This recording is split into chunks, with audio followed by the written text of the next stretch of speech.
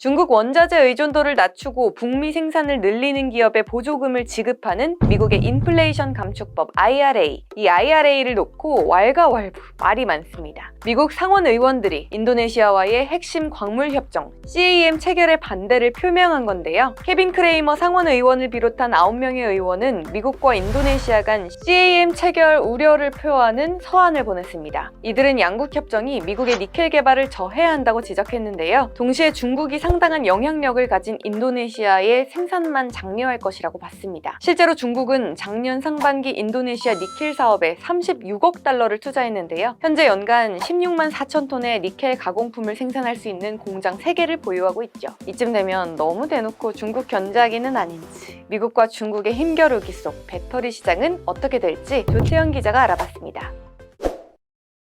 이번에는 니켈입니다. 우리가 니켈에 관심을 갖는 이유는 아주 단순하죠. 2차 전지에 들어가는 핵심 재료 가운데 하나이기 때문입니다. 3원계 배터리의 양극재 재료 가운데 하나로 활용이 되고 있죠. 공급망 분화 속에서 이 2차 전지의 핵심 원료 가운데 하나니까 관심을 받고 있는 셈인데요.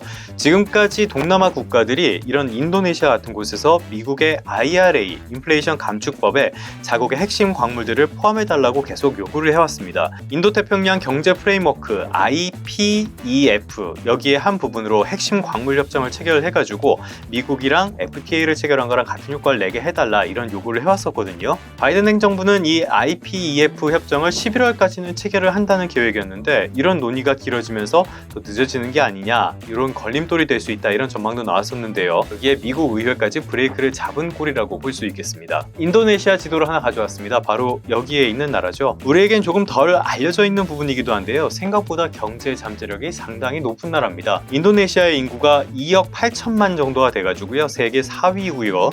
그리고 미국의 바로 다음 수준 정도로 볼 수 있습니다. 여기에다 각종 천연 자원들이 많아요. 지리적으로도 보시는 것처럼 국제 해상 무역의 중심지로서, 경유지로서 역할을 하고 있어서 앞으로 발전 가능성도 많다고 볼 수 있겠습니다. 천연 자원이 많다고 말씀드렸는데요. 일단은 세계 최대의 니켈 생산국입니다. 그래서 오늘 같은 니켈 이야기가 나온 거고요.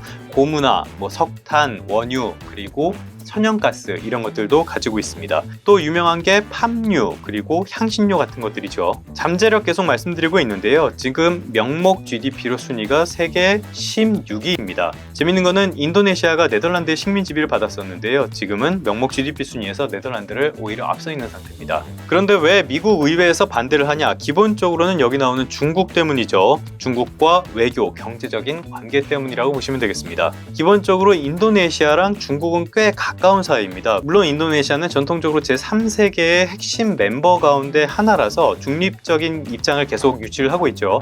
그래서 미국과도 상당히 좋은 관계를 계속적으로 이어가고 있습니다. 아무튼 말씀드린 것처럼 중국과의 관계도 상당히 좋은 편이고요. 거기다 중국이 인도네시아에 상당한 영향력까지 보여주고 있습니다.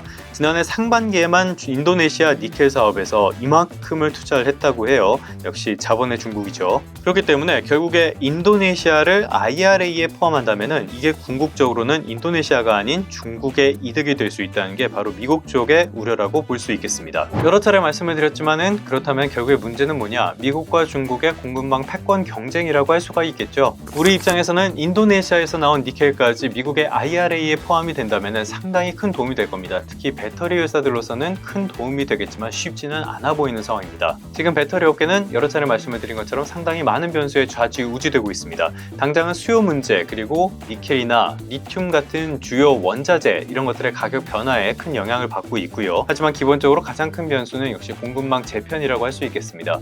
이런 쪽에 있어서도 관심을 꾸준히 가지시는 게 좋겠습니다. 그러면 성공 투자하시고요. 다음 시간에 다시 뵙도록 하겠습니다.